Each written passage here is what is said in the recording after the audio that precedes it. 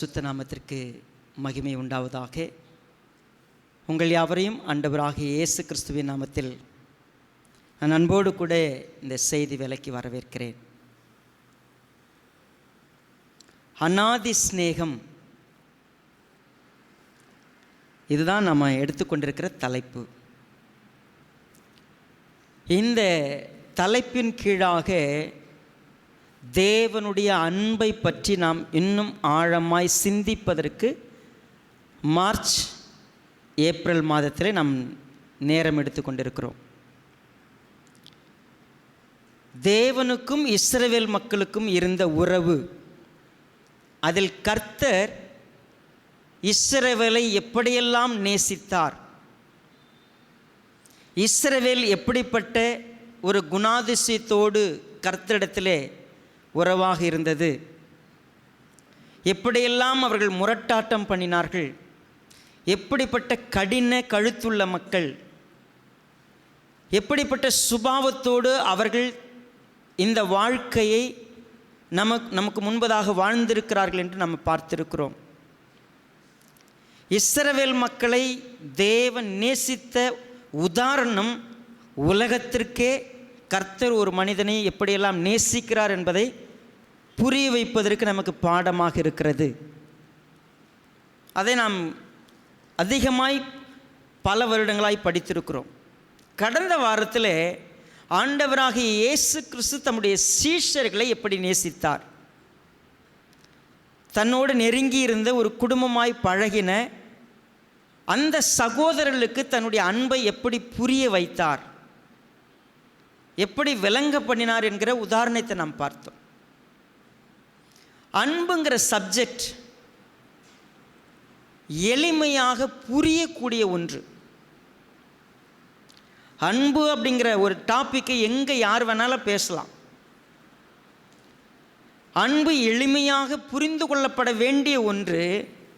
ஆனால் chat reality என்னன்னு கேட்டிங்கன்னா, ஒரு வருந்தத்தக்கதான உண்மை என்னன்னு கேட்டிங்கன்னா, இந்த அன்பு எந்த அளவுக்கு எதிர்பார்க்கப்படுகிறதோ, எந்த அளவுக்கு எளிமையானதோ, அந்த அளவுக்கு அது நடைமுறையில் இல்லை என்பதே உண்மை. நாம் நினச்சிக்கிறோம், நான் அன்பிலே வளர்ந்த ஒரு நபர் என்று.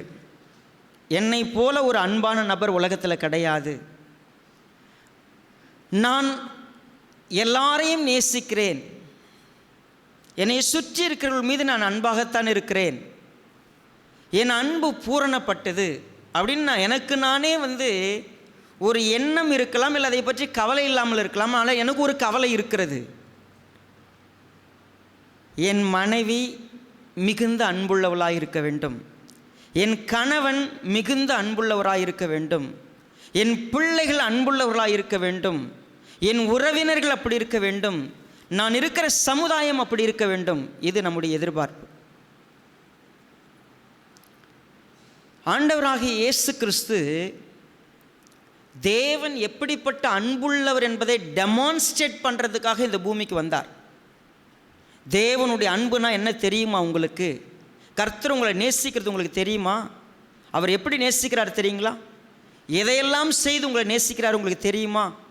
இதையெல்லாம் தான் பூமியில் அவர் பேச, எந்த பிரசங்கத்தை எடுத்தாலும், எங்கே அவர் எப்போ பேசினாலும் ஒரு விஷயம் அதுக்குள்ளே இருக்கும், தேவன் உங்கள் மீது வைத்திருக்கிற அன்பு இது. சரி, அவர் பேசினார், அவருடைய வாழ்க்கையில் அது இருந்ததா? Yes, it was there. அன்புனா என்னன்னு இந்த பூமியில் பிதாவினுடைய அன்பு இதுன்னு சொன்னவர், அதே அன்பு எனக்குள்ளே இருக்கிறது பாருங்கள்னு எல்லாரிடத்திலும் காண்பித்தார். யாரு அங்கே அவர் சந்தித்த ஒரு நபருக்கும் அவர் அன்பு காட்டாமல் இல்லை, எல்லாருக்கும் அன்பு காட்டினார். அவருடைய பிரசங்கங்கள், எல்லா பிரசங்கத்தினுடைய மையமும் அவருடைய அன்பிலே இணைந்திருக்கும். சரி, நாம் இன்னைக்கு ஒரு மனப்பாட வசனத்தை படித்தோம். கடந்த வாரம் அந்த வசனத்தையும் வாசித்தோம். யோவான் எழுதின சுவிசேஷம் 13வது அதிகாரம் 34வது வசனத்தை மீண்டும் ஒரு முறையாக நாம் வாசிக்கப் போகிறோம். நீங்கள் ஒருவரில் ஒருவர் அன்புள்ளவர்களாயிருங்கள். அதாவது நீங்கள் ஒருவரில் ஒருவர் அன்பாயிருங்கள், நான் உங்களில் அன்பாயிருந்தது போல நீங்களும் ஒருவரில் ஒருவர் அன்பாயிருங்கள் என்கிற புதிதான கட்டளையை உங்களுக்கு கொடுக்கிறேன். நமக்கு நியாயப்பிரமாணம், நாம் நியாயப்பிரமாணத்துக்கு கட்டுப்பட்டவர்களான்னு ஒரு கேள்வி கேட்டால் நம்ம என்ன சொல்லுவோம்? டைரெக்டாக இல்லை. நமக்கு எந்த கட்டளையும் நம்ம எல்லாவற்றையும் எதனால் செய்யணும்? அன்பால் செய்யணும். சரி, அன்பால் செய்யுங்கன்னு சொன்ன என்ன சொல்லியிருக்கணும்? நான் அன்பாக இருந்தேன், நீங்களும் அன்பாக இருங்க. ஆனால் it's a command, it's a commandment, it's an order. அது ஒரு கட்டளை. ஆண்டவராக இயேசு கிறிஸ்து கட்டளை கொடுக்கிறார் என்று சொன்னால் என்ன அர்த்தம்? சிம்பிளாக சொல்ல போனால் அதற்கு கீழ்ப்படியாமல் ஒருவராலையும் இருக்க முடியாது. நீங்கள் மிலிட்ரியில் பார்த்தீங்கன்னா ஒரு கமாண்டர் இருப்பார். அவர் சொல்லக்கூடிய வார்த்தைக்கு அப்படியே கீழ்ப்படினோம் எதிரில் இருக்கிறவங்க. கமாண்ட்மெண்ட்னா என்ன? கட்டளைனா என்ன? ஆர்டர். ஸ்டாண்ட் அப் அப்படின்னா ஏஞ்சி நின்னுணும், அவ்வளோதான். அதில் மறுபேச்சுக்கே இடம் இல்லை. அதுதான் கட்டளை. நமக்கு ஒரு கட்டளை கொடுக்கிறார், நீங்கள் ஒருவரில் ஒருவர் அன்பாருங்கள். என்ன? ஏன் கட்டளை? சொன்னால் செய்ய மாட்டோமா? புதிய ஏற்பாடு முழுவதும் நியாயப்பிரமாணத்துக்கு நீங்களாக்கி நம்ம அன்பின் ராஜ்யத்துக்கு உட்படுத்தின ஆண்டவராகிய இயேசு கிறிஸ்து அன்புக்காகத்தான் இது அப்படின்னு சொன்னால், ரொம்ப சிம்பிளாக இன்னொரு வசனத்தை நம்ம வாசித்துருவோம். யோவான் 14வது அதிகாரம் 15வது வசனம். நீங்கள் என்னிடத்தில் அன்பாயிருந்தால், இங்கே என்ன சொல்கிறோம்? கற்பனைன்னு சொல்கிறோம், அங்கே கட்டளை. நேற்று டிசைபிள்ஷிப் கிளாஸ் நீங்கள் அட்டன் பண்ணியிருந்தீங்கன்னா, வேதாகமத்தில் வேதத்தை எத்தனை வார்த்தையில் கூப்பிடலாம்? உம்முடைய சாட்சிகள், உம்முடைய கற்பனைகள், உம்முடைய கட்டளைகள், உம்முடைய பிரமாணங்கள், உம்முடைய வேதம், உம்முடைய சத்தியம், உம்முடைய வார்த்தை, உம்முடைய என்னுடைய கற்பனைகள் அப்படின்னு சொன்னால், நான் கொடுக்கிற கட்டளைகளை நீங்கள் என்ன செய்வீங்க? என் மேலே அன்பாக இருந்தால் செய்வீங்க. நான் கட்டளை கொடுத்துருக்குறேன், நான் கற்பனை கொடுத்துருக்கிறேன். என்ன கற்பனை அது? நீங்கள் ஒருவரில் ஒருவர் அன்பாயிருங்கள். தயவு செய்து உங்கள் நோட்டு பேனா இல்லை உங்கள் சிந்தை இது எல்லாத்தையும் கொஞ்ச நேரம் பாஸ் பண்ணிவிட்டு முக்கியமான வார்த்தைகளை கொஞ்சம் கவனமாக கேட்குறதுக்கு நம்ம ஒப்பு கொடுக்கலாம். இயேசு கிறிஸ்து தன்னுடைய சீஷர்களுக்கு கட்டளை கொடுத்துருக்கிறார், நீங்கள் அன்பாக இருக்கணும். இது என் கட்டளை, என் ஆர்டர். நாங்கள் சொல்கிறதுக்கு நீங்கள் கீழ்ப்படிங்க. Why you want to say like this? ஏன் அப்படி சொல்லணும்? Jesus knew. He knew everything. என்ன மனித சமுதாயம் இயல்பாகவே அன்பானவர்களாக இல்லை என்பது அவருக்கு தெரியும். மனிதர்கள் எல்லாரும் ஒன்றாகத்தான் இருக்கிறோம், குடும்பமாக இருக்கிறோம், சமுதாயமாக இருக்கிறோம். அப்பப்போ அன்பாயிருக்கிறதை போல காட்டிக் கொள்ளுவோம். நமக்கு விருப்பம் இருந்தால் அன்பாக இருப்போம், நமக்கு பிடிச்சிருந்தால் அன்பாக இருப்போம், நமக்கு தேவையாக இருந்தால் அன்பாக இருப்போம். அதுக்கு பேர் அன்பில்லை. இந்த பூமியில் ஒவ்வொரு மனிதனுடைய இருதயத்திலையும் ஒரு அன்பு இருக்கிறது இல்லை. அந்த அன்பு இயேசு கிறிஸ்து சொல்ல வருகிற அன்பு இல்லை. நாம் நினச்சிருக்கிறோம் நமக்கு அன்பு இருக்குதுன்னு. இட் இஸ் இன்ஃப்ளூயன்ஸ்ட் அஃபெக்டட், அந்த அன்பு எதனால் பாதிக்கப்பட்டு அன்பாக இல்லாமல் போயிருக்குதுன்னா 4 காரியங்கள். 1, பாவம் என்றைக்கு அன்புக்குள்ளாக கலந்து விட்டதோ நான் சரியான அன்பானவன் கிடையாது. என் பாவத்திலே என்னுடைய அன்பிலே ஒரு பாவம் இருக்கிறது. பாவம் எப்பொழுது எனக்குள் வந்து விட்டதோ எனக்கிட்ட இருக்கிற அன்பு சரியான அன்பில்லை. 2, நான் முழுக்க ஒரு சுயநலவாதி. நான் பிறர் நலத்தை 2வது தான் தேடுவேன். ஃபர்ஸ்ட் நான் என்னுடையது, எனக்கு என்னுடைய தேடல், என்னை குறித்துதான சிந்தை தான், அதை நிரப்பிய வாழ்க்கை தான் எனக்காக தான் நான் வாழ்கிறேன். என்னுடைய கம்ஃபர்ட், என்னுடைய ஆறுதல், என்னுடைய சந்தோஷம், என்னுடைய நிம்மதி, என்னுடைய எல்லா தேடலுக்கு தான் வாழ்க்கையே. அதற்கு எனக்கு அப்பா, அம்மா, மனைவி, கணவன், பிள்ளைகள், தாத்தா, பாட்டி, ஒரு சமுதாயம் இதெல்லாம் இருக்கிறது. ஆனால் நான் ஒரு சுயநலவாதி. என்னை நான் நேசிக்கிறேன், எனக்கு நான் புகழ் தேடுகிறேன், எனக்கு பெருமை தேடுகிறேன், எனக்கு பொசிஷன் தேடுகிறேன், எனக்கு கம்ஃபர்ட் தேடுகிறேன், எனக்கு வசதி தேடுகிறேன், எனக்கு எல்லாம் எனக்கு I am a hero for my life. இந்த பூமியிலே கர்த்தர் கூட எனக்காக தான் இருக்கணும். என்னை என்னவாக்குறதுக்கு அவர் வேணும். அதான் நான். 3வது, இந்த உலகம் அன்பானது கிடையாது. இந்த பொல்லாங்கான உலகத்தில் நீங்கள் அன்பு என்பது மாய்மாலமானதாக இருக்கும். உலகம் வேஷம் போட்டு நம்மை ஏமாற்றும் அந்த உலகத்தில் நீங்களும் நானும் ஒரு பங்கு.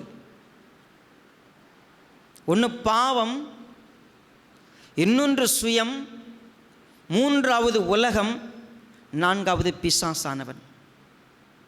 We are influenced by world, Satan, self, sin. 4ம் நம்முடைய அன்பை பாழ்படுத்தி வைத்திருக்கிறது.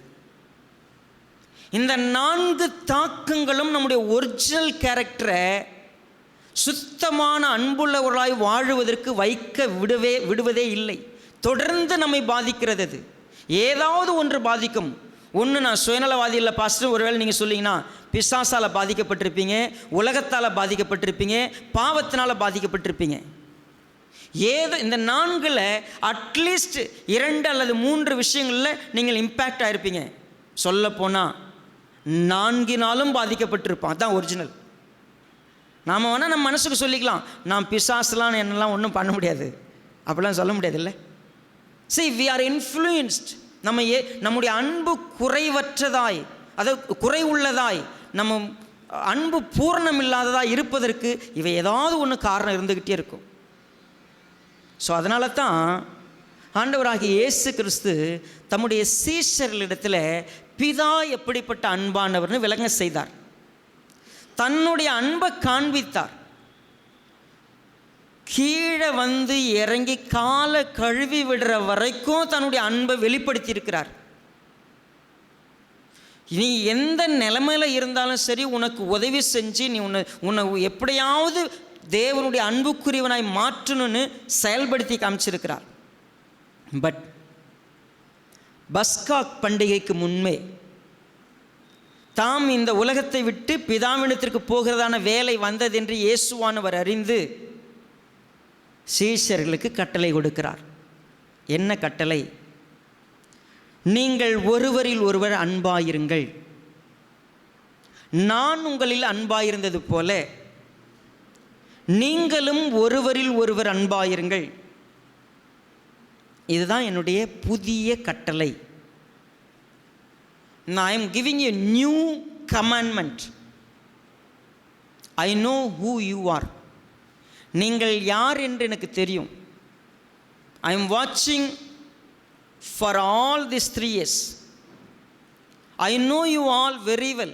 3 வருஷமாக உங்களை பார்க்குறேன். ஏன் தெரியுமா?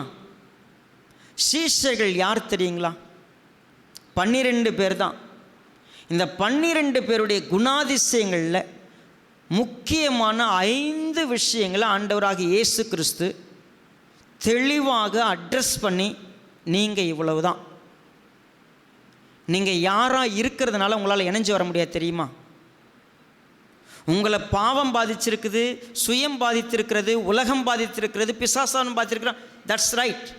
ஆனால் நீங்கள் ஒவ்வொருவரும் அன்பாக இருக்க வேண்டுங்கிற கட்டளை பெறுவதற்கு காரணம், இந்த 12 பேரில் ஒவ்வொரு மனிதனும் யாராய் செயல்படுகிறாங்கன்னு கேட்டிங்கன்னா, ஒரு மனிதன் ஆண்டவரோடு இணைந்திருப்பதற்கு காரணம், ஆண்டவரை பின்பற்றுவதற்கு காரணம், he has his own agenda. என்ன தமிழில் சொல்லலாம்? இது உள்ள ஒரு நோக்கம் அவனுக்கு உண்டு. ஆனால் வெளியில் அவன் நடந்து கொள்ளுகிறது அது உள்நோக்கம் வெளியே தெரியவே தெரியாது. நீங்கள் கவனித்து பாருங்கள், 2 வருஷமாக நமக்கு ஃபோன் பண்ணால் திடீர்னு ஃபோன் பண்ணுவாங்கள்ல, ஃபோன் பண்ணி எப்படி இருக்கிறீங்க, என்ன இருக்கிறீங்க எல்லாம் விசாரிச்சுப்பாங்க. என்ன திடீர்னு ஃபோன் பண்ணிக்கிறீங்க அப்படின்னா நம்மக்கிட்ட சொல்ல மாட்டாங்க. இந்த ஃபஸ்ட் அட்டம்ப்டில் என்ன பண்ணிவிடுவாங்க, அவங்க நம்மளை ரொம்ப நாளாக விசாரிக்காது இருந்தது போல், நம்ம நினைவாக இருந்தது போல், கனவுல நேற்று வந்தீங்க, இல்லை நான் உங்களை நினச்சிக்கிட்டு இருந்தேன்னு எல்லாத்தையும் சொல்லிவிட்டு ஃபோனை வச்சுருவாங்க. நம்ம என்ன செய்வோம், அடடா இப்படி ஒரு ஜீவன் நம்ம மேலே என்ன பண்ணியிருக்கே, நினைவாகவே இருந்திருக்குதே, அது வேறு கனவுல வேறு போயிட்டுருக்குறோம் அப்படின்னு சொல்லி நாம் என்ன செஞ்சோம், கவுந்துரும். அப்புறம் நம்ம தொடர்ந்து என்ன பண்ணுவோம், இப்போது அவங்க ஃபோன் பண்ணதால திருப்பி நாம் ஃபோன் பண்ணுவோம், அவங்க ஃபோன் பண்ணுவாங்க, ஒரு மாதம் அப்படி ஓடும். அப்புறமா நம்மக்கிட்ட லைட்டாக என்ன பண்ணுவாங்க, விஷயத்தை ஓப்பன் பண்ணுவாங்க. ஓஹோ இதுக்குத்தான் என்ன பண்ணியிருக்கிற நீ. அப்புறம் நம்ம ஃபைனலாக கண்டுபிடிப்போம். பாருங்களேன், ஹிட்டன் அஜெண்டா அப்படின்னா நம்ம மேலே காட்டுற அன்புக்கு பின்னால் அவங்களுக்குன்னு ஒரு சுய நோக்கம் இருக்கும். அவங்க ஒரு லாபத்தை எதிர்பார்ப்பாங்க. திடீர்னு ஒருத்தவங்க ரெகுலராக ஒரு இடத்துக்கு வராங்க போகிறாங்க அப்படின்னா, நான் உண்மையவே யோசித்துருக்கிறேன்.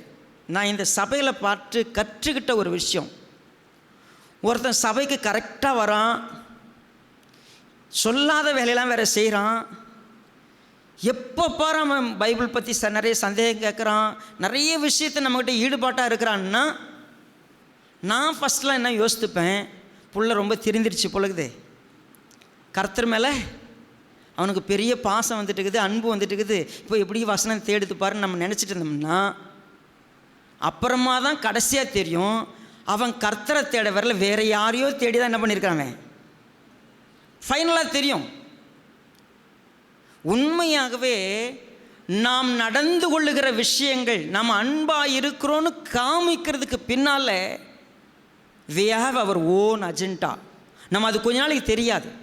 தயவுசெய்து புரிஞ்சுக்கங்க, சீஷர்கள் அன்பாக இருக்கணும்னு கட்டளை கொடுத்ததுக்கு பின்னால் every one has is own self agenda. எல்லாருக்கும் ஒரு தேடல் இருக்கும், எல்லாருக்கும் ஒரு சுயம் இருக்கும், எல்லாருக்கும் ஒரு எண்ணம் இருக்கும். அதை காமிக்கிறதுக்கு நான் 3 சம்பவங்களை மாத்திரம் சீஷர்கள் எப்படிப்பட்டவர்களாக இருந்தாங்கன்னு உங்களுக்கு அடையாளம் காட்ட விரும்புகிறேன். மார்க் எழுதின சுவிசேஷம் 9வது அதிகாரம்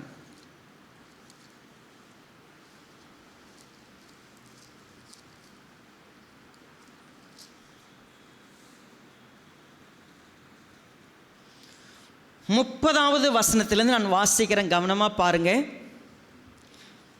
பின்பு அவ்விடம் விட்டு புறப்பட்டு கலிலேயாவை கடந்து போனார்கள். அதை ஒருவரும் அறியாதிருக்க வேண்டுமென்று விரும்பினார்.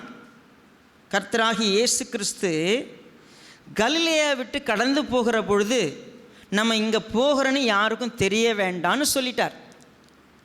ஏனெனில் மனுஷகுமாரன் மனுஷர் கைகளில் ஒப்புக்கொடுக்கப்படுவார் என்றும் அவர்கள் அவரை கொன்று போடுவார்கள் என்றும் கொல்லப்பட்டு 3ஆம் நாளிலே உயிர்த்தெழுந்திருப்பார் என்றும் அவர் தம்முடைய சீஷர்களுக்கு போதகம் பண்ணி சொல்லியிருந்தார். அவர்களுக்கு என்ன போதகம் பண்ணார்? அவர் தேவன் தம்முடைய அன்பை இந்த பூமிக்கு என்ன பண்ண போகிறாரு? விளங்க செய்ய போகிறார். மனிதனுடைய ஒவ்வொரு பாவத்து நிமித்தம் அவர்கள் இருக்கிற நிலையிலிருந்து அவங்களை மீட்டு ரட்சிக்க போகிறார். இதுதான் ரகசியம். அவர்களோ அந்த வார்த்தையை அறிந்து கொள்ளவில்லை. 32வது வசனம். அதை குறித்து அவரிடத்தில் கேட்கவும், இது சரியா? நல்லா கவனிங்க.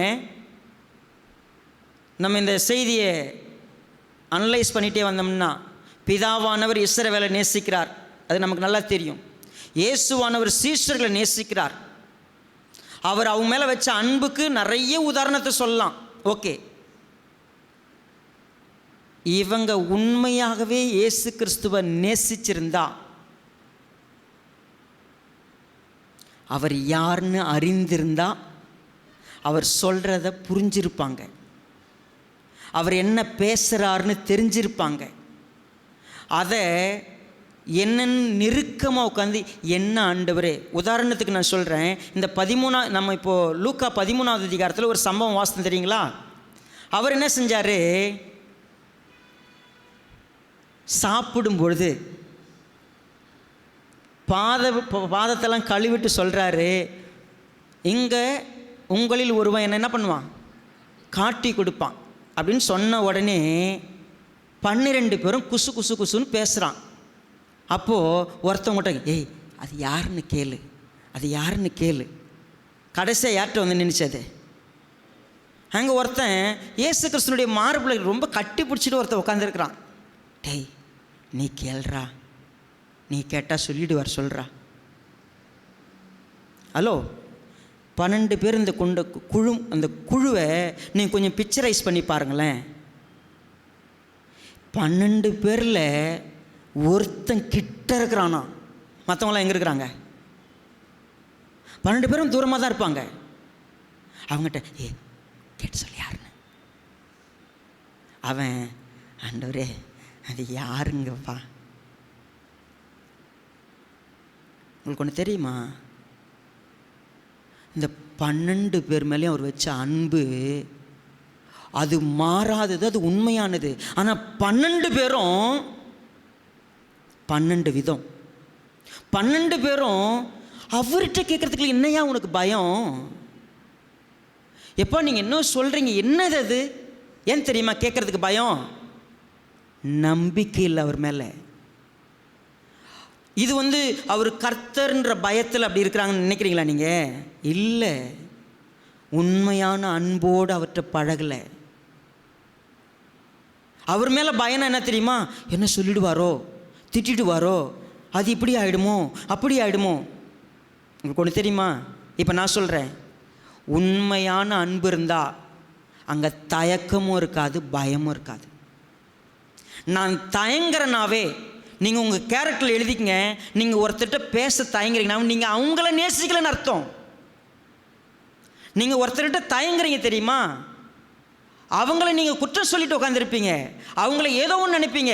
அவங்க பேரில் உங்களுக்கு மிகப்பெரிய ஒரு என்ன இல்லைன்னா அன்பு இல்லை. நான் ஒருத்தர்கிட்ட பேசுறதுக்கு தயங்குறேன் அப்படின்னு சொன்னாவே என் அன்பு அங்கே குறைவாக இருக்குதுன்னு அர்த்தம். ஐ அட்மிட்.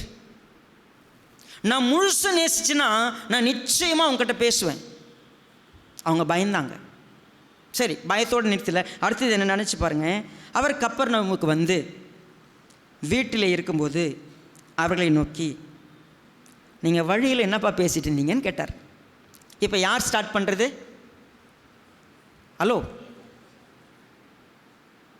மேல் வசனம் என்னன்னு நம்ம படிச்சிட்டோம். அவங்க அந்த வார்த்தையை அறிந்து கொள்ளவில்லை, அதை குறித்து அவரிடத்தில் கேட்கவும் இல்லை. ஆனால் அவங்க என்ன பண்ணிட்டு இருந்தாங்க? சைடில் சந்தில் பேசின்னு வந்திருக்கிறாங்க. ஏய் என்னடா அவர் சொல்கிறார்? இவர் இதே தான்டா வந்தனால என்ன பண்ணுறது தெரியுமா? அவரு நான் சாகணும், நான் போகிறேன், நான் ஏண்டா இவரை நம்பி நம்ம வந்திருக்கிறோம். இவர் பாட்டுன்னு இஷ்டத்துக்கு என்ன சொல்கிறாரு? அவர் பாட்டு நான் சாகணுங்கிறாரு. இதுக்காட நம்ம விருப்பினால் வந்தோம்? ஹலோ, நம்ம சர்ச்சு மாரி தான் அங்கே இருந்துச்சு, அங்கே அதான் நடந்துக்கிட்டு இருக்குது. இவர் வீட்டுக்கு வந்த உடனே, வழியில் என்னப்பா பேசிட்டு இருந்தீங்க, எல்லாம் கொஞ்சம் சொல்லுங்க பார்ப்போம் அப்படின்னு கேட்குறார். சரி, அதற்கு அவர்கள் என்ன பண்ணாங்க? என்ன அழகாக இருக்குது பார்த்தீங்களா? நம்ம யாராவது நிற்க வச்சு நம்மளை கேள்வி கேட்டால் நம்ம என்ன பண்ண மாட்டோம்? நம்மளை கூப்பிட்டு என்னதான்பா சொல்லுப்பா, பேசவே மாட்டோமே, பேசலை. அடுத்தது, அவர்கள் தங்களுக்குள்ளே. இப்போ ஒரிஜினலாக என்ன நடந்திருக்குது? ஹலோ, சொல்லட்டுமா ஒரிஜினல் என்ன நடந்துச்சுன்னு? இவர் இப்படி பேசுகிறார், அப்படி பேசுகிறார், சீக்கிரம் செத்துருன்னு வேற சொல்கிறாரு. அவர் இடத்துக்கு யாரா வர்றதுன்னு பேசிக்கிட்டு இருக்கிறாங்க.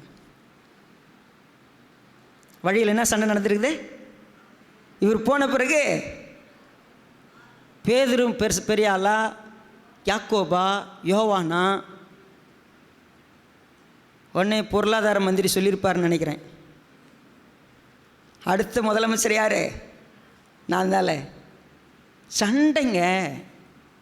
நீங்கள் யோசித்து பாருங்களேன், இந்த சபைக்குள்ள யார் பெரிய ஆளாக இருப்பது? நீங்கள் நினைக்கிறீங்களா நீங்கள் அன்பாக இருப்பீங்கன்னு? நான் இந்த சர்ச்சில் யாருன்ற எண்ணம் எனக்கு இருந்துச்சுன்னா, தயவு செய்து மறுபடியும் சொல்கிறேன், நீங்கள் இவ்வளோ காலம் ரட்சிக்க கூட படலை, அவ்வளோதான் நான் சொல்லுவேன். நான் இந்த சர்ச்சில் என்ன பொசிஷனில் இருப்பேன்? அவர் வந்து தேவனுடைய அன்பை சொன்னார், தேவனுடைய அன்பு என்னன்னு வாழ்ந்து காமிச்சார். ஆனால் நான் என்ன யாராக உட்காந்துருப்பேன்னா, நான் யார் இந்த சர்ச்சில்? எனக்கு என்ன பொறுப்பு கொடுக்கப்படும்? நான் என்ன செய்வேன்? அவங்களுக்கு தாங்க கட்டளை கொடுத்தார், நீங்கள் அன்பாக இருக்கணும். அன்பாக இருக்குன்னா என்ன அர்த்தம்?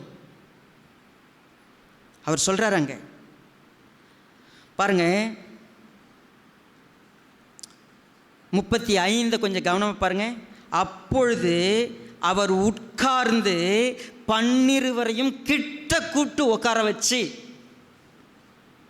எவனாகிலும் முதன்மையாயிருக்க விரும்பினால் அவன் எல்லாருக்கும் கடையானவனும் எல்லாருக்கும் ஊழியக்காரனமாக இருக்க கடவன் என்று சொல்லி, ஒரு சிறு பிள்ளையை எடுத்து அதை அவர்கள் நடுவிலே நிறுத்தி அதை அணைத்து கொண்டு,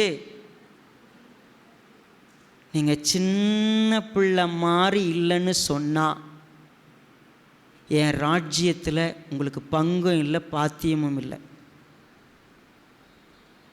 இதுதான் உண்மை. சிறு பிள்ளைய போல் இந்த சர்ச்சுக்குள்ளே என்ட்ராவல்னு வச்சுங்களேன், சிறு பிள்ளைய போல் நீங்கள் என் சீசராக இல்லைன்னு வச்சுங்களேன், உங்களுக்கு ஓன் அஜெண்டா இருக்கும்.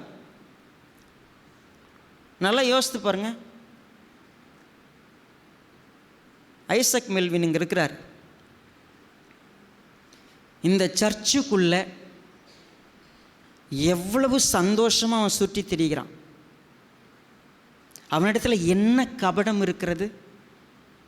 என்ன நோக்கம் இருக்கிறது? என்ன நீங்கள் வந்து ஏன் வந்து பாஸ்டர் என்னை இப்படி நடத்தலை, நீங்கள் அப்படி நடத்தலைன்னு ஏதாவது ஒன்று அவனுக்கு எதாவது தெரியுமா? நீங்கள் யாராவது பெரிய ஆளாக இருக்கணும்னா முதல்ல யார் மாதிரி மாறுங்க? ஐசக் மெல்வின் மாதிரி என்ன பண்ணுங்க, மாறுங்க. ஒருத்தருக்கு ஒருத்தர் அன்பாக இருக்குன்னா, ஐசக் மெல்வினுக்கும்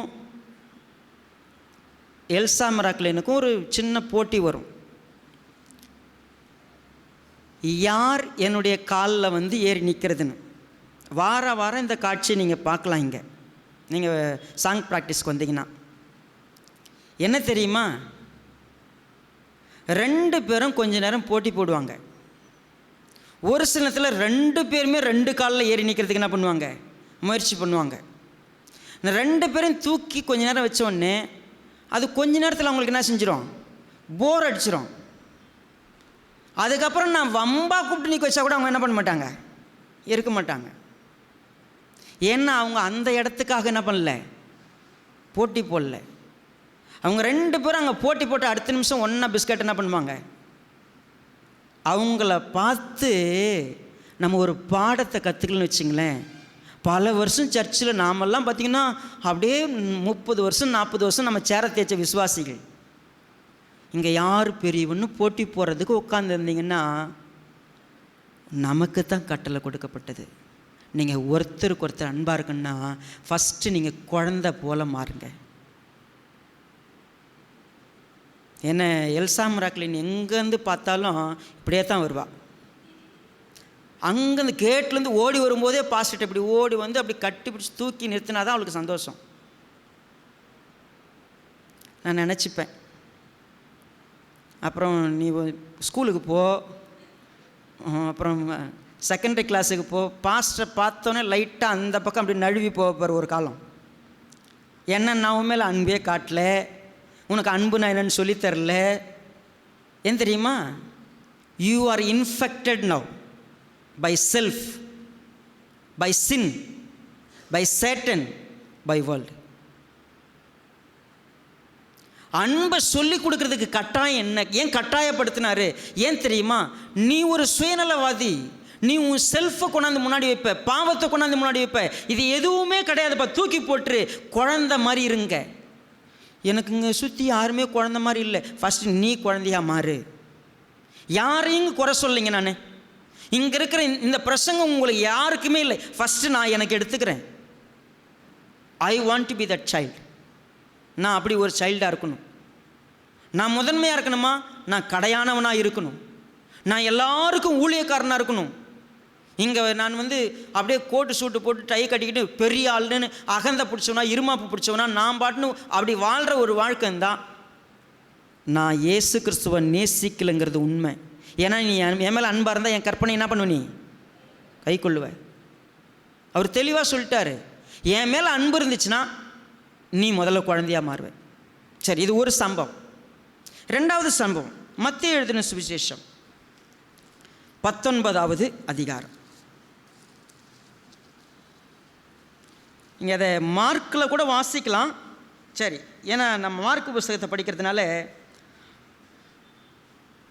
மார்க்கு புஸ்தகம் 10வது அதிகாரத்துக்கே வருவோம். நீங்கள் மத்தேயு 19 குறித்து வச்சுக்கோங்க. மார்க்கு 10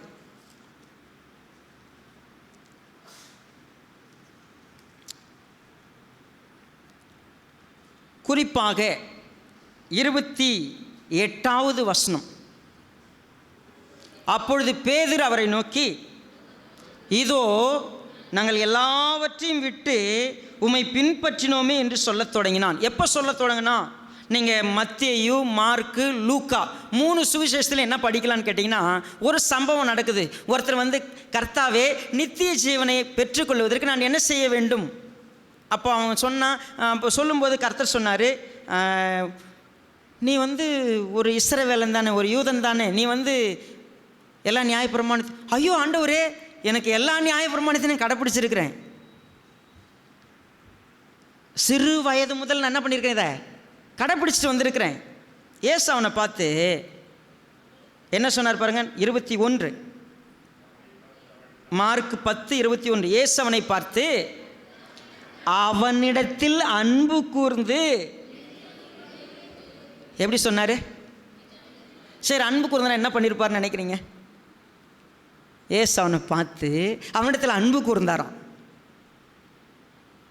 அவன் சொல்லிட்டான், சின்ன வயசுலேருந்து விபச்சாரம் செய்யாதிருப்பாயாக, கொலை செய்யாதிருப்பாயாக, களவு செய்யாதிருப்பாயாக, எல்லாம் சிறு வயது முதல் கடைபிடிச்சிட்டு வந்திருக்கிறேன்.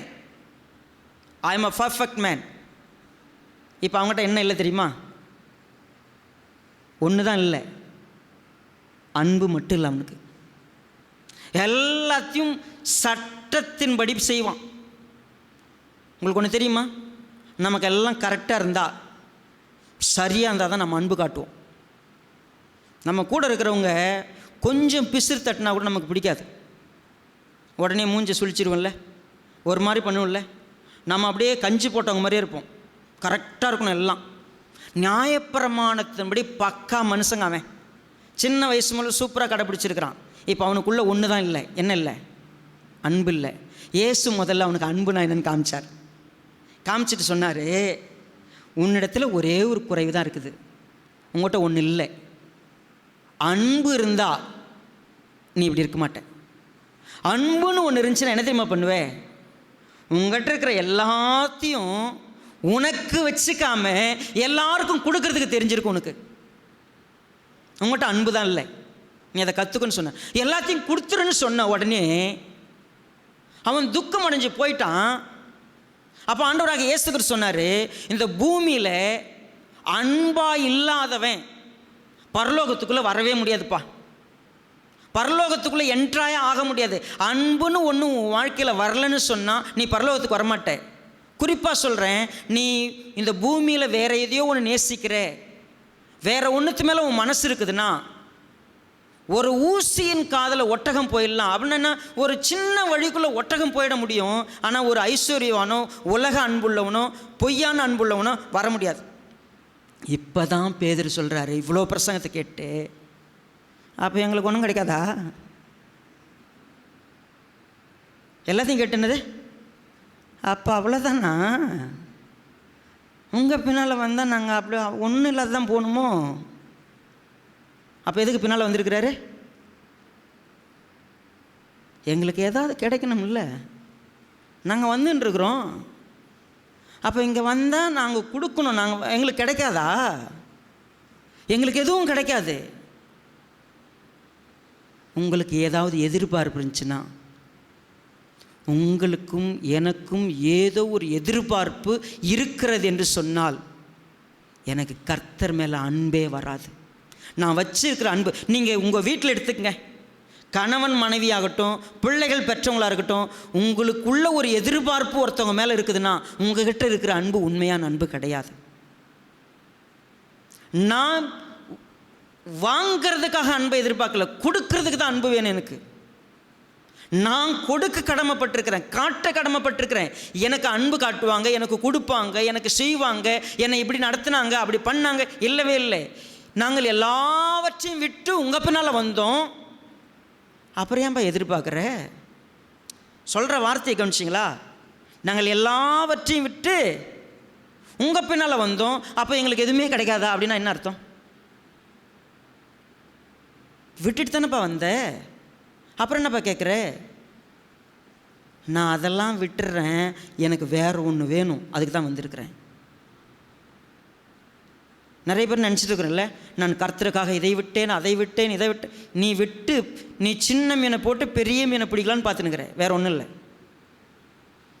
நீ ஏதாவது ஒன்று கொடுக்குறனாவே நீ பெருசாக எதிர்பார்க்குறன்னு அர்த்தம். அந்த மாதிரி கொடுக்குறவன் எல்லாமே உள்ள ஒரு இடன் அஜெண்டா வச்சுருக்குறோன்னா நம்முடைய அன்பு பூர்ணமானதில்லை, சரியானதில்லை. 2 சம்பவங்களை படிச்சிட்டோம். இதே 10வது அதிகாரத்தில் 3வது ஒரு சம்பவத்தை நம்ம படிக்க போகிறோம். 32வது வசனத்துக்கு வாங்க என் கூட. பின்பு அவர்கள் எருசலேமுக்கு பிரயாணமாய் போகையில் இயேசு அவர்களுக்கு முன்னே நடந்து போனார். அவர்கள் திகைத்து அவருக்கு பின்னே பயத்துடனே போனார்கள். ஹலோ, இப்போ நம்ம வழக்கமாக படிக்கிறோமா? இப்போது நீங்கள் இது வரைக்கும் இப்படிலாம் உட்காந்து இதெல்லாம் ஒரு விஷயமானு கூட படிச்சிருக்க மாட்டீங்க. நான் ஏற்கனவே சொல்லியிருக்கேன்ல, கல்யாணம் ஆன உடனே புருஷன் பொண்டாட்டி நடக்கிறப்போ நீங்கள் பார்த்துருக்கணும். கை குழந்தைய கூட அப்படி கூப்பிட்டு போக மாட்டாங்க. நம்ம தானே எப்பயுமே அவங்க ஒய்ஃபுக்கு கை எங்கே இருக்கும்? இந்த அக்குள்ளே இருக்கும். அப்படியே பிடிச்சி பத்திரமா கூட்டின்னு போய் நிற்பார். சரியா? அப்படின்னா என்ன அர்த்தம்? ரொம்ப லவ். ஆமாம், ரொம்ப நிறைய அன்பு அங்கே தெரியும். ஆகட்டுமே கொஞ்ச நாள். இவர் போகிறது ஒரு 10 ஸ்டெப்புக்கு பின்னால் தான் அவங்க ஒய்ஃபு பின்னால் வந்துட்டுருக்கும். அப்படின்னா என்ன அர்த்தம்? ரொம்ப நெருக்கமாகறாங்கன்றதுல இயேசு கிறிஸ்து அவங்க கூட நெருக்கமாக இருக்கிறாரு, ஒன்றா சாப்பிட்றாரு, ஒன்றா தூங்குறாரு, உட்கார்றாரு, அவங்க கிட்ட வந்து கூப்பிட்டு உட்கார வச்சு அணைச்சி எல்லாம் செய்கிறாரு. அவங்க எருசலேமுக்கு பிரயாணமாக போகிறாங்க. இயேசு அவர்களுக்கு முன்னே போகிறார் கொஞ்சம் வேகமாக. அவங்க திகைத்து அவருக்கு பின்னே பயத்தோடு போனார். ஏன்? இப்போ போகிறது தான் லாஸ்ட்டு பிரயாணமாக இருக்குமோ? இப்போ போகிறோம், என்ன நடக்குமோ தெரில. ஏன்னா இவர் அடிக்கடி எதை பற்றி பேசிகிட்டு இருக்கிறாரு? நான் எருசலேமுக்கு போகணும், ஏன்னா அங்கே என்ன பண்ணுவாங்க, மனுஷகுமாரன் ஒப்பு கொடுக்கப்படுவார், மனுஷர்கள் அவங்கள பிடிச்சி சிலுவையில் அடித்து என்ன பண்ணுவாங்க, கொலை செய்வாங்க, எல்லாம் சொல்லிக்கிட்டே இருக்கிறாரு. பயத்தோடவே போகிறாங்க. சரி, அப்பொழுது அவர் 12 அழைத்து தமக்கு சம்பவிக்கிற போகிறவர்களை, ஏற்கனவே பயத்தில் இருக்கிறவனுக்கு, ஏற்கனவே இருட்டில் உட்காந்துன்னு பேய் பயத்தோடு உட்காந்துக்கிறான், இப்போ போய் அவனுக்கு ஒரு பேய் கதையை சொன்னால் எப்படி இருக்கும்? அந்த மாதிரி என்ன பண்ண, இப்போ ஆண்டவர் வந்து ஏற்கனவே எருசலேமுக்கு போகிறாருனே பயத்தோடவே திகைப்போடவே பின்னால் போய்க்கிறவனை கூப்பிட்டு, இப்போ நம்ம எங்கே போகிறோம், எருசலேமில் என்ன நடக்க போகுது, ரைட்? இயேசு எருசலேமுக்கு போகிறோம். அங்கே மனுஷகுமாரன் பிரதான ஆசாரிடத்தில் வேதபாரத்தில் ஒப்பு கொடுக்கப்படுவார். அவர்கள் அவரை மரண ஆக்கினைக்குள்ளாக தீர்த்து புரதேசத்தில் ஒப்பு கொடுப்பார்கள். அவர்கள் அவரை பரியாசம் பண்ணி அவரை வாரினால் அடித்து அவர் மேல் துப்பி அவரை கொலை செய்வார்கள். ஆகிலும் 3ஆம் நாளில் அவர் உயிரோடு எழுந்திருப்பார் என்றார். பெரிய ரணகலம், பயங்கரமான ஒரு இன்சிடெண்ட்டை சொல்லிட்டு இன்னும் நடக்க போகுதுன்னு சொல்லிக்கிட்டு இருக்கிறார். இப்போ நடக்குது பாருங்கள் அடுத்தது. அப்பொழுது செபிதேவின் குமார் யாக்கோபும் யோவானும் அவரிடத்தில் வந்து, போதகரே, நாங்கள் கேட்டுக்கொள்ள போகிறதை நீர் எங்களுக்கு செய்யணும். எல்லாம் ரைட் ஆண்டவரே, நீங்கள் கிளம்புறீங்க, ஓகே. உமது மகிமையில் அப்படின்னா இங்கே இல்லை, உங்களுடைய மகிமையில் நீங்கள் ராஜாவாக வீற்றிருப்பீங்கள்ல, அங்கே நான் ரைட்டில், என் தம்பி லெஃப்டில், நாங்கள் 2 பேரும் அங்கே உட்கார்றதுக்கு நீங்கள் எங்களுக்கு என்ன பண்ணணும், இப்போயே பத்திரம் எழுதி சீல் போட்டு என்கிட்ட கொடுத்துட்டு போயிட்டீங்கன்னா நல்லாயிருக்கும். ஏன்னா பின்னால் என்ன பண்ணக்கூடாது, யாரும் வந்து நீங்கள் போன பிற்பாடு எங்கள் இடத்த வந்து யாரும் பிடிச்சிக்கூடாது. 38 இயேசு அவர்களை நோக்கி, நீங்கள் கேட்டுக்கொள்ளுகிறது என்னதென்று உங்களுக்கு தெரியல. என்ன கேட்குறோம், என்னத்துக்காக வாழ்றேன்னு சுத்தமாக தெரியாமல் இருக்கிறீங்க. உங்களுக்கு தெரியலப்பான்னு சொன்னோடனே, அப்படியாங்க எனக்கு தெரியலையா, நான் இப்போ இதை எப்படி புரிஞ்சுக்கிறது, இது எப்படி யாரும் அப்படிலாம் கேட்க போகிறதில்ல. என்ன நடக்குதுன்னு தெரியாமல் என்ன நடந்துச்சுன்னு மட்டும் கொஞ்சம் கவனிப்போம். 41வது வசனத்தை பாருங்கள். மற்ற 10 பேரும் அதை கேட்டு யாக்கோபின் மேலும், இவங்க 2 பேரும் நாங்கள் உங்ககிட்ட ரொம்ப நெருக்கமாக இருக்கணும், ரொம்ப க்ளோஸாக உங்ககிட்ட இருக்கணும் அப்படின்னு 2 பேரும் முயற்சி பண்ணுறாங்க. மற்ற 10 பேருக்கும் எப்படி இருக்குது உங்களுக்கு தெரியுமா? நம்ம ஒருத்தர் கூட ரொம்ப க்ளோஸ் ஆனோம்னா மற்றவங்களுக்காக வயிற்று எரிச்சல் வரும். பாஸ்டர் கூட யாராவது ஒருத்தவங்க ரொம்ப க்ளோஸாக இருந்தாங்கன்னா, இதுனா ரொம்ப ஓவராக இப்போ எங்கே இருக்குதே, பாஸ்டர்கிட்டே நெருக்கமாக இருக்குதே, ஏன் எங்களுக்கெல்லாம் பாஸ்டர் இல்லையா அவர்? சர்ச்சில் இதுதான் முந்தி முந்தி முந்தி போய் நிற்கிறது போகிறாங்க. இது அப்படி இது பாடணுமா, இது அங்கே விளக்கணுமா, அங்கே துடைக்கணுமா, என்னடா ஆக்டிங் விடுறீங்க, எங்களுக்கும் தான் இருக்குது. ஹலோ, நாம் இன்றைக்கி யாராக இருக்கிறோமோ அதுக்கு எக்ஸாம்பிள் யாராக இருந்திருக்கிறாங்க? விசேஷர்கள் அப்படி தான் வாழ்ந்துருக்கிறாங்க. அன்னையிலிருந்து இன்னைக்கு வரைக்கும் ஒருத்தர் கொடுத்த கட்டளையை தூக்கி பின்னால் அப்படி தூர வச்சுட்டு நம்ம இஷ்டத்துக்கு கூடுறோம், இஷ்டத்துக்கு வாழ்ந்துக்கிட்டு இருக்கிறோம். அவர் ஒரு கட்டளை கொடுத்தார், நான் உங்ககிட்ட அன்பாக இருந்திருக்கிறேன். நீங்கள் மற்றவங்க மேலே பொறாமப்படுவீங்க, உங்கள் சுயத்துக்கு யோசிப்பீங்க, உங்கள் ஹிடன் அஜெண்டா உள்ளே இருக்கும், இல்லைன்னா வந்து ஏதாவது எனக்கு கிடைக்குமான்னு எதிர்பார்ப்பு இருக்கும். இன்னும் சொல்ல போனால் இதில் நான் எந்த இடத்துல இருப்பேன்னு சொல்லி உங்கள் மனசுக்குள்ள ஒரு விஷயம், நான் யார் இந்த சபையில், எனக்கு என்ன கிடைக்கும், என்னுடைய வாழ்க்கையில் நான் மற்றவங்களாம் நல்லா இருக்கிறப்ப எனக்கு மட்டும் இது ஏழுங்கிற எரிச்சல், இதெல்லாம் சீஷர்களுக்கும் பரவி இருக்கும். சபை அப்படி தான் இருக்குது. அப்போ நம்ம என்ன செய்யலாம்? மறுபடியும் சொல்கிறேன், இந்த செய்தி கேட்கும்போதே இன்றைக்கி பாஸ்ட் செம்மையாக வச்சு வாங்கினுக்கிறாருப்பா. நீங்கள் யாராவது அப்படி சிந்திச்சிங்கன்னு வச்சிங்களேன், கர்த்தர் உங்ககிட்ட தான் பேசுகிறாருன்னு தெரியாமலேயே கண் சுருகி போன குருடனா நீங்கள் உட்காந்துருக்கீங்கன்னு அர்த்தம். ஏன்னா யார்கிட்ட பேசுகிறது தெரியுமா? என்கிட்ட தான் பேசிக்கிட்டு இருக்கிறார். என்ன நான் இது எதுவுமே இல்லைனாலும் என் அன்பு பூர்ணப்பட்டதாக இருக்குதா?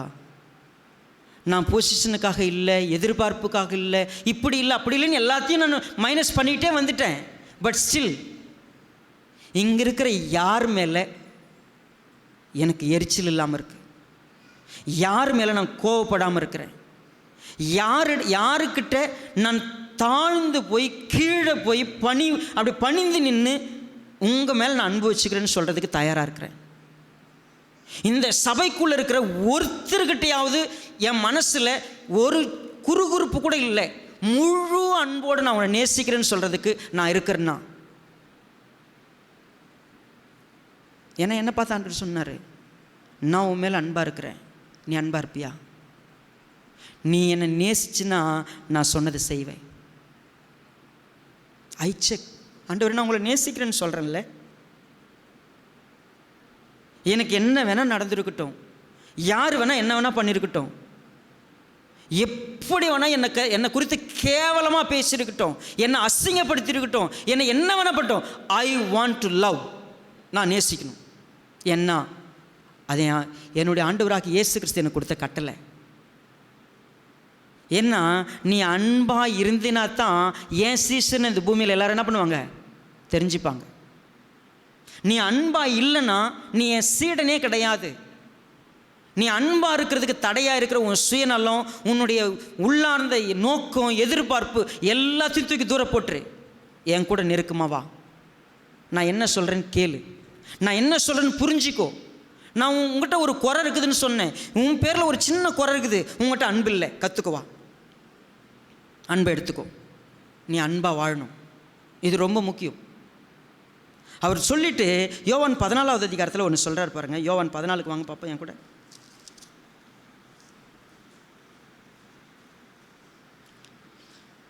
பதினஞ்சில் நம்ம வாசித்தோம், நீங்கள் என்னிடத்தில் அன்பாக இருந்தால் என் கற்பனைகளை கை கொள்ளுங்கள்.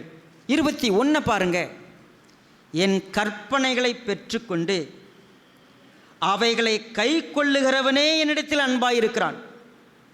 என்னிடத்தில் அன்பாயிருக்கிறவன் என் பிதாவுக்கு அன்பாயிருப்பான், நானும் அவனின் அன்பாயிருந்து அவனுக்கு என்னை வெளிப்படுத்துவேன். உங்களுக்கு எதுவுமே தெரிய வேணாங்க, உங்களுக்கு எதுவுமே தெரிய வேணாம். ஒன்று தெரிஞ்சால் போதும், அன்பு தெரியும்ல. நீங்கள் ஆண்டவரை நேசிச்சிங்கன்னா நான் சொல்கிறத அப்படியே கேட்பீங்க.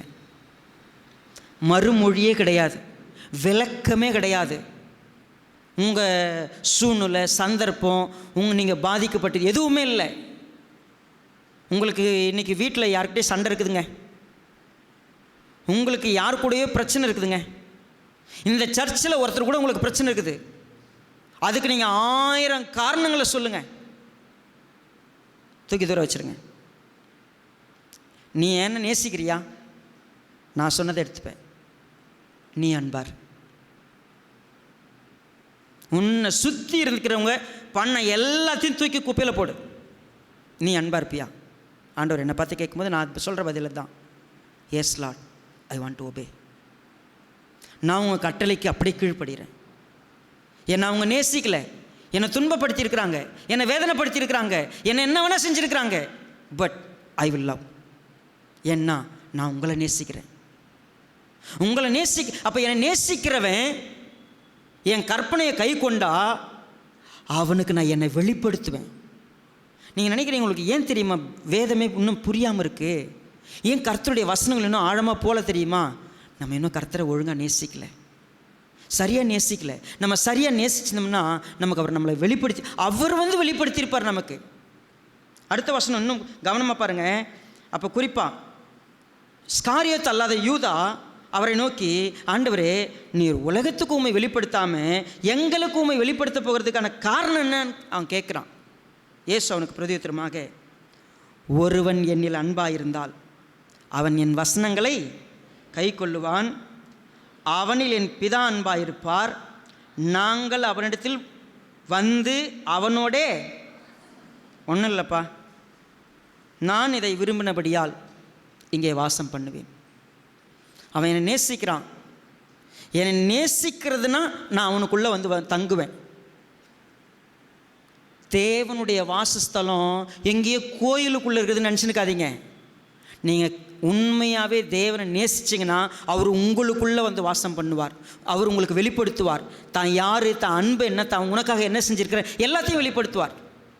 அப்போ இந்த சர்ச்சுக்குள்ளே இத்தனை வருஷமாக வந்து கர்த்தர் யார், அவர் அன்பு என்ன, அவர் என் கூட வாசம் பண்ணுறாருன்னு நான் உணராமலேயே என் பாவம் வாசம் பண்ணுது, என் சுயம் வாசம் பண்ணுது, பிசாசு வாசம் பண்ணுறான், உலகம் வாசம் பண்ணுது, பெரிய குப்பமாடு மாதிரி இருக்குது என் இருதயம்.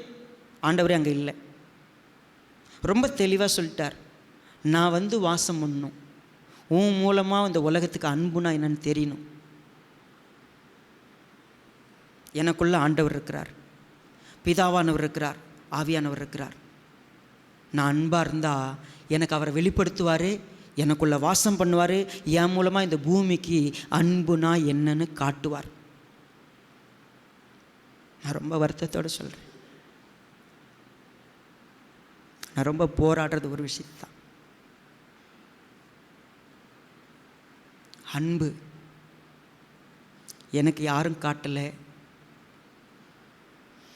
என்னை யாரும் நேசிக்கலைன்னு சொல்லி கடைசி வரைக்கும் புலம்பி புலம்பி புலம்பி சாவுறோம். ஆனால் கட்டளை எனக்கு கொடுக்கப்பட்டிருக்குது, நீ தான் ஏன் அன்பாக இருக்கணும்னு. நீ ஏன் எதிர்பார்க்குற எல்லா இடத்துலையும் நான் உன்னை நேசிக்கிறேன், நான் உன் கூட இருக்கிறேன், நான் என்ன உனக்கு வெளிப்படுத்தியிருக்கிறேன். நான் உங்கள்கிட்ட சொல்கிற ஒரே ஒரு வார்த்தை, ஒரே ஒரு கட்டளை, நீ அன்பார். ஐயோ அவன் என்னை கிள்னான், என்னை அடித்தான், என்னை திட்டினான், நீ அன்பார். ஒன்றும் சொல்லாத, நீ அன்பார். நீ அன்பாக இருந்தா உனக்குள்ளே நான் இருக்கிறேன்னு இந்த பூமி தெரிஞ்சுக்கும். வேறு எந்த வழியிலும் தெரிஞ்சிக்காது. நீ போய் இயேசு நல்லவர், இயேசு கிறிஸ்துவை தெரிஞ்சுக்குங்க, அவர் ரொம்ப நல்லவர்னு வீதியில் போய் சத்தம் போடாதீங்க. ட்ராக்ஸ் கொடுத்து போய் சொல்லி சத்தம் போடாதீங்க. இயேசு கிறிஸ்து யார், பிதாவானவர் யார், எனக்குள்ளே இருக்கிறாருன்னு காட்டுறதுக்கு ஒரே ஒரு வழி, நீங்கள் அன்பாக இருங்க. ஒரே ஒரு கட்டளை. நான் இந்த வீட்டை அப்படி தான் கட்டணும்னு நினைக்கிறேன். இத்தனை வருஷமாக நான் அப்படி தான் வாழ்ந்திருக்கிறேன். ஒருவேளை உங்களுக்கு தவறாக புரிஞ்சிருக்குது, உங்கள் மனசுக்குள்ளே ஏதாவது ஒன்று நீங்கள் வளர்த்துருந்தீங்கன்னா தயவுசெய்து கர்த்தருடைய அன்பினால் அதை எடுத்துருங்க. நாம் ஒன்றாக இணைக்கப்படணும், ஒரு குடும்பமாக இருக்கணும், பாவத்தை அறிக்கையிட்டு பரிசுத்தமான ஒரு நோக்கத்தோடு இணைஞ்சு கர்த்தருடைய அன்பை கட்டும். ஏன் தெரியுங்களா, இது ஏதோ எனக்காக செய்யுங்க உங்களுக்காக. கர்த்தர் இந்த வீட்டினுடைய தலைவர், அவர் சொல்கிறாரு என் கட்டளைக்கு கீழ்ப்படிங்கன்னு. நீங்கள் வேறு யாருக்கும் கீழ்ப்படி வேணாம், கர்த்தருடைய கட்டளைக்கு கீழ்ப்படிங்க. அன்பாக இருக்கிறதுக்கு பாருங்க. யாரையும் நேசிங்க, உங்களுக்கு துரோகி நேசிங்க, ஒரு வேளை மோசமான ஒரு நபர் நேசிங்க, அடங்காத ஒரு நபர் நான் நேசிக்கிறேன், நான் கற்றுக்கிறேன். என் அன்பு அங்கே இருக்கிறது. ஆண்டவருடைய கட்டளைக்கு கீழ்ப்படியலாமா? தயவு செய்து சிந்திச்சு பார்த்து இந்த வார்த்தைக்கு நம்ம ஒப்பு கொடுக்கலாம். கண்களை முடிச்சு.